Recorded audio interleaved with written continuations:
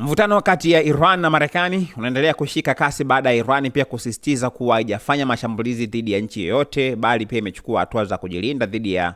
vituo vya kijeshi vya Marekani vilivyopo katika pwani ya kusini ya Ghuba ya Uajemi. Na hii kauli imetolewa na msemaji wa Wizara ya Mambo ya Nje ya Iran, Ismail Baghai, kufuatia wito wa Katibu Mkuu wa Umoja wa Mataifa Antonio Guterres, ambaye alizitaka pande zote mbili pia kusitisha mashambulizi na kurejea mezani kwa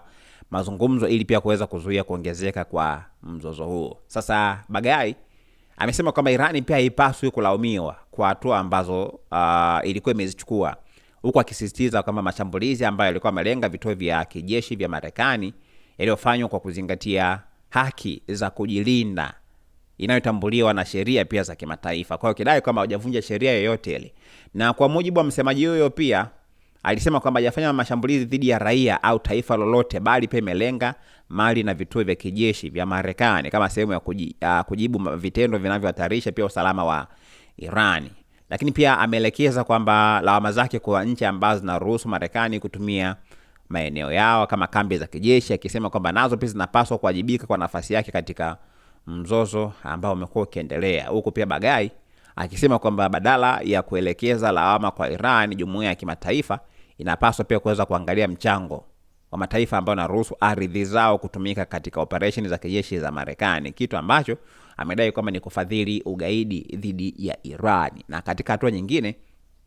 Iran imeendelea kukosoa Umoja wa Mataifa kwa kile ambacho imekiita ni kutokuwa na msimamo wa haki, kidai kuwa badala ya kuishutumu Marekani kwa kukiuka sheria za kimataifa, umekuwa ukielekeza lawama kwa upande wa Iran, kitu ambacho sio sahihi, huko pia baadhi ya watu wakisema kwamba inawezekana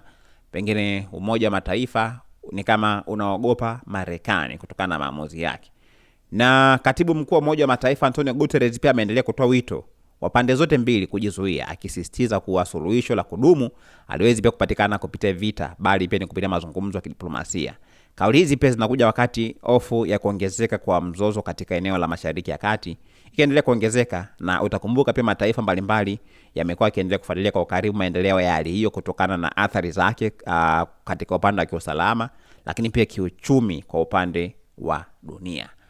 Usiache kusubscribe channel yetu ya YouTube ambayo inasomeka Dodoma TV kwa taarifa zaidi, ili pia uweze kupata update zote na kila ambacho kinajiri.